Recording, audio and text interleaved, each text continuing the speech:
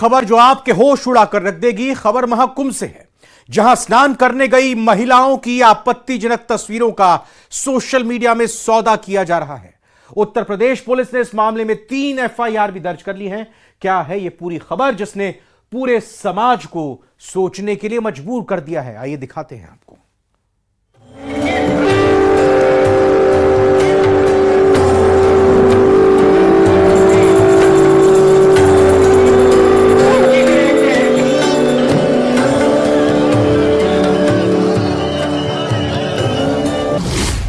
महाकुंभ में महापाप,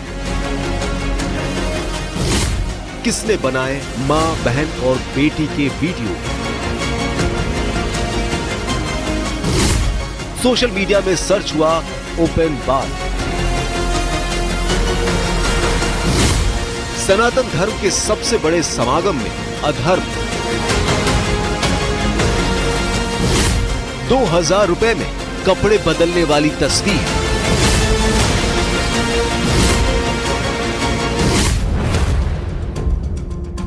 इंस्टाग्राम से लेकर फेसबुक और यूट्यूब से लेकर टेलीग्राम तक इस वक्त ऐसे वीडियो से भरे पड़े हैं जिसमें न केवल महिलाओं की निजता का हनन किया जा रहा है, बल्कि महाकुंभ में नहाते और कपड़े बदलते हुए उनकी तस्वीरों का 400 से 2000 रुपए में सौदा किया जा रहा है।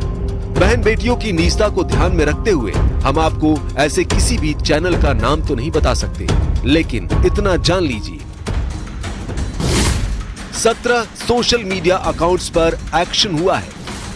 उत्तर प्रदेश पुलिस ने मामले में 3 एफआईआर दर्ज की है। पुलिस सोशल मीडिया पर पैनी नजर बनाए हुए है। अश्लील वीडियो को लेकर भी एफआईआर हाँ, हम लोगों ने इस संबंध में 3 एफआईआर किए हैं और अन्य भी एफआईआर किया गया। तो ये थे डीजीपी प्रशांत कुमार। इनका साफ साफ ये कहना है कि अश्लील वीडियो मामले में कुंभ कोतवाली में 3 एफआईआर दर्ज किए गए हैं, जिस पर पुलिस लगातार इन्वेस्टिगेशन कर रही है। महाकुंभ में लोग आस्था की पावन डुबकी लगाने पहुंच रहे हैं, लेकिन ये खबर उनकी आस्था पर सबसे बड़ा आघात कर रही है। महाकुंभ में मोबाइल या कैमरे पर कोई रोक नहीं है। हजारों की तादाद में लोग वीडियो बना रहे हैं और सोशल मीडिया पर पोस्ट भी कर रहे हैं। और इन्हीं में से कुछ ऐसे विकृत मानसिकता के लोग हैं जो चंद पैसे कमाने के लिए दूसरे की बहन बेटियों के नहाते और कपड़े बदलते हुए वीडियो बनाकर न केवल उन्हें पोस्ट कर रहे हैं, बल्कि टेलीग्राम पर ऐसी आपत्तिजनक तस्वीरों का सौदा भी कर रहे हैं। हैरानी की बात है कि इंस्टाग्राम और फेसबुक जैसे सोशल मीडिया प्लेटफॉर्म पर ऐसे आपत्तिजनक वीडियोस पर हजारों की संख्या में व्यूज आ रहे हैं, जिस पर संतों ने भी अपना आक्रोश व्यक्त किया है। महाकुंभ में हुए महापाप की ये खबर सामने आने के बाद अखिलेश यादव ने सीधे बीजेपी पर बड़ा हमला किया है। अखिलेश ने इसे अति अशोभनीय और संवेदनशील मामला बताते हुए राष्ट्रीय महिला आयोग से तुरंत संज्ञान लेने की अपील की है। दूसरी तरफ बीजेपी का कहना है कि एफआईआर दर्ज हो चुकी है, मामला बेहद गंभीर है, पुलिस जल्द आरोपियों को गिरफ्तार कर लेगी। लड़के हैं लड़कियों से गलती हो जाती है जो ऐसा बयान दिया करते थे, जिनके शासन सत्ता में महिलाओं के खिलाफ अपराध के मामले सबसे ज्यादा पाए जाते थे, जिनकी एफआईआर तक दर्ज नहीं होती थी, वो आज महिला सम्मान की चिंता कर रहे हैं। कुंभ में जो कुछ भी घटनाएं हुई हैं उनको लेकर के उत्तर प्रदेश की सरकार बहुत संजीदा है। इस पूरे मामले में एफआईआर भी दर्ज की गई है और जो अपराधी हैं निश्चित तौर पर उनके खिलाफ बहुत कठोरता से कार्रवाई होगी। मां बहन बेटी की निजता से जुड़ा ये मामला वाकई बेहद गंभीर है। एफआईआर दर्ज करने के बाद पुलिस ने मेटा से भी उन यूजर्स का डेटा मांगा है जिनके अकाउंट पर इस तरह का कंटेंट डाला जा रहा है। कांग्रेस नेता राशिद अल्वी ने महाकुंभ की व्यवस्था को लेकर सवाल उठाया है। राशिद अल्वी ने कहा कि सिर्फ विपक्षी नेता ही नहीं, शंकराचार्य भी सुविधाओं पर सवाल उठा रहे हैं। इससे पहले भी ममता बनर्जी, लालू प्रसाद यादव और अखिलेश यादव समेत विपक्ष के कई नेता महाकुंभ की व्यवस्था पर सवाल उठा चुके हैं, जिस पर सीएम योगी ने करारा जवाब भी दिया है। आइए इस रिपोर्ट में देखते हैं।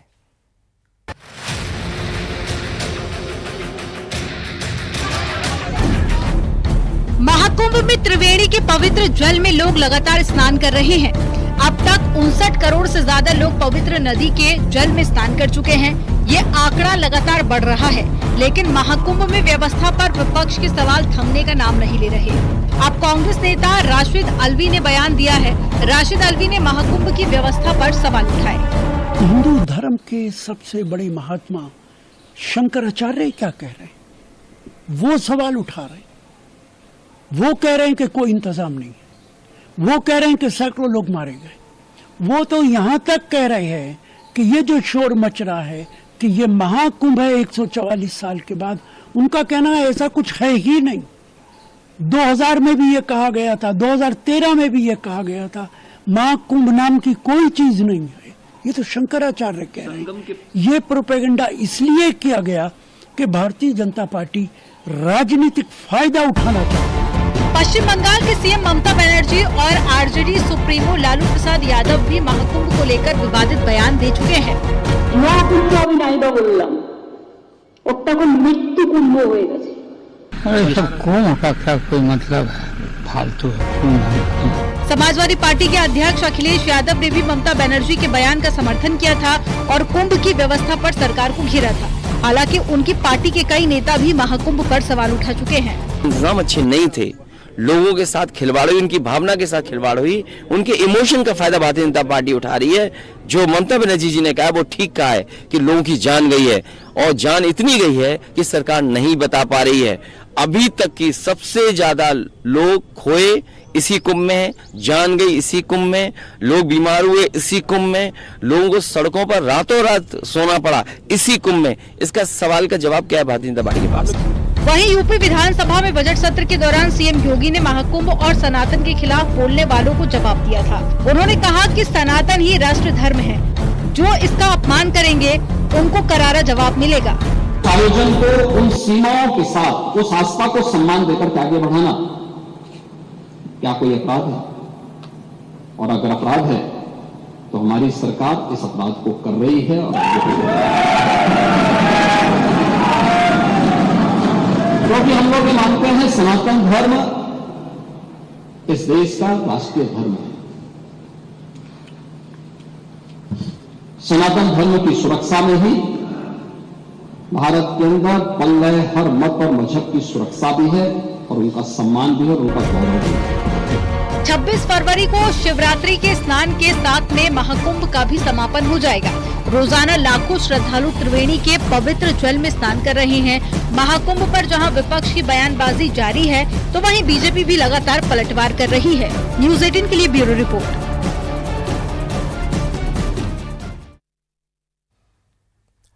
27 साल बाद दिल्ली की सत्ता पर काबिज बीजेपी की सरकार अब फुल एक्शन मोड में है। आयुष्मान योजना को दिल्ली कैबिनेट की मंजूरी मिलने के साथ ही इस पर काम भी शुरू हो गया है। इस बीच खबर यह भी आ रही है कि 24 फरवरी से दिल्ली विधानसभा का सत्र शुरू होगा और 27 फरवरी को दिल्ली विधानसभा में सीएजी की 14 पेंडिंग रिपोर्ट भी पेश होंगी, जिसके बाद अब दिल्ली में जमकर सियासत देखने को मिल रही है। इस रिपोर्ट में आइए आपको बताते हैं।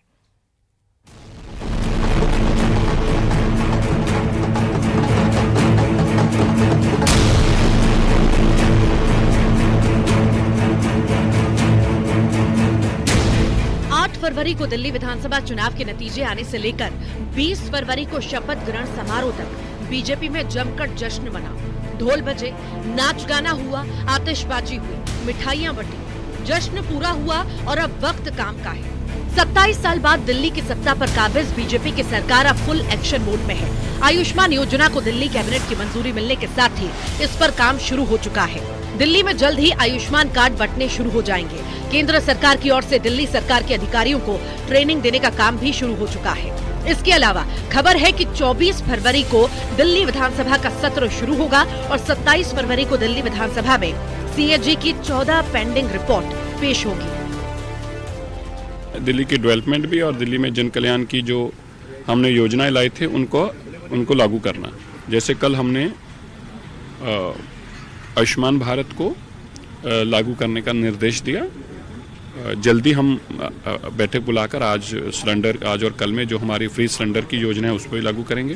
पेंशन स्कीम को जो हमारी लाडली योजना के तौर पर नारी समृद्धि योजना है, तो नारी समृद्धि योजना को भी लागू करना है। दिल्ली की नई मुख्यमंत्री ने जैसे ही कार्यभार संभाला और पहली कैबिनेट बुलाई, वैसे ही विपक्ष से आरोपों के शब्द बाण भी चलना शुरू हो गए। पूर्व सीएम आतिशी ने बीजेपी की महिला सम्मान योजना को लेकर हमला बोला और दिल्ली की नई सरकार पर पहले ही दिन वादा खिलाफी का आरोप जड़ दिया।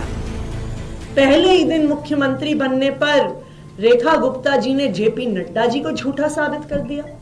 जेपी नड्डा जी भी इतनी रैलियां करी उन्होंने, इतने रोड शो करे, इतनी प्रेस कॉन्फ्रेंस करी, और हर रोड शो में, हर रैली में, हर प्रेस कॉन्फ्रेंस में जेपी नड्डा जी ने कहा, और मैं उसको फिर से कोट कर रही हूं, पहली कैबिनेट बैठक में महिला समृद्धि योजना पारित की जाएगी।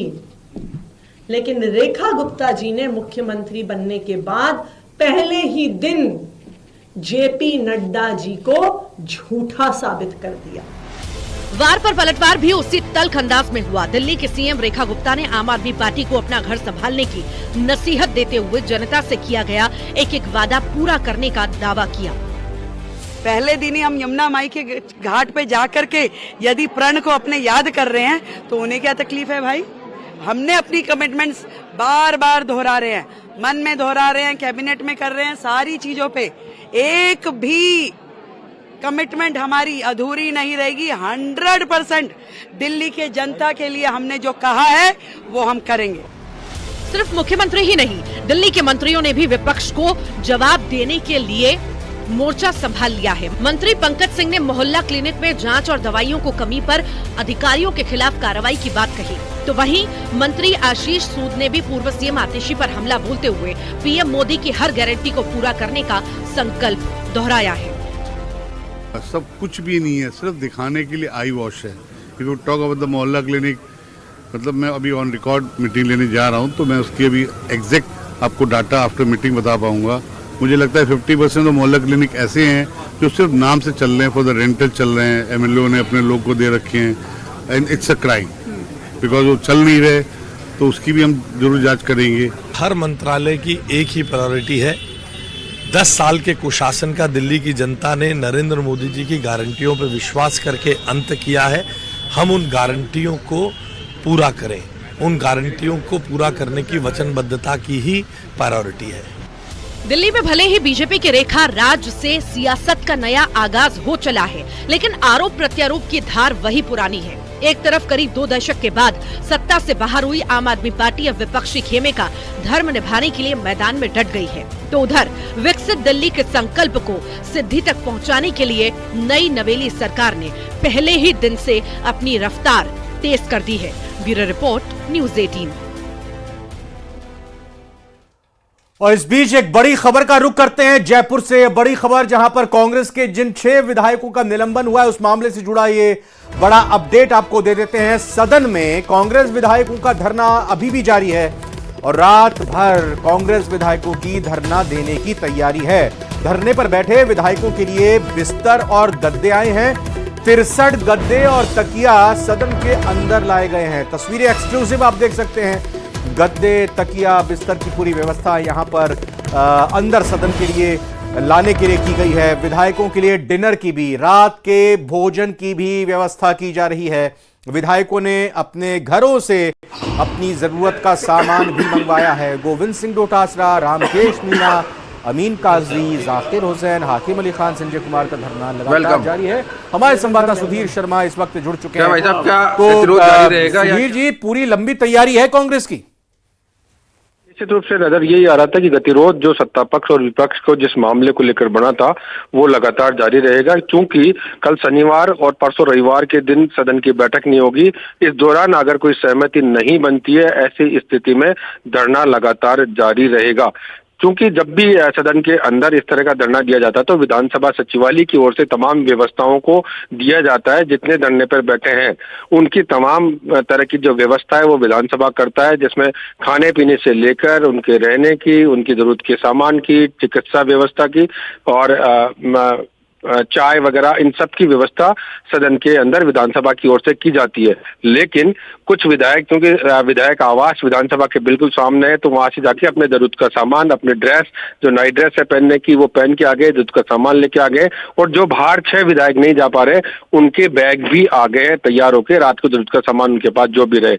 इधर पूरी तैयारी हो चुकी है। अभी कुछ देर पहले संसदीय कार्य मंत्री जोगाराम पटेल और गृह राज्य मंत्री जवाहर बेगम भी यहाँ पर विधानसभा में पहुंचे हैं और सदन के अंदर जो धरना दे रहे हैं कांग्रेस के विधायक, उनसे चर्चा कर रहे हैं। तो माना यह भी जा रहा है कि एक बार सुलह की फिर से कोशिश के लिए दोनों मंत्री आए हैं। और आमतौर पर ऐसा भी देखा गया है कि जब सदन की इस तरह की स्थिति पैदा हो जाती है तब सत्ता पक्ष जो भी सत्ता में होता है, सत्तारूढ़ दल के जो विधायक है या जो मंत्री है, वो आते हैं और मुलाकात करते हैं और जरूरत की सारी चीजें भी मुहैया कराते हैं।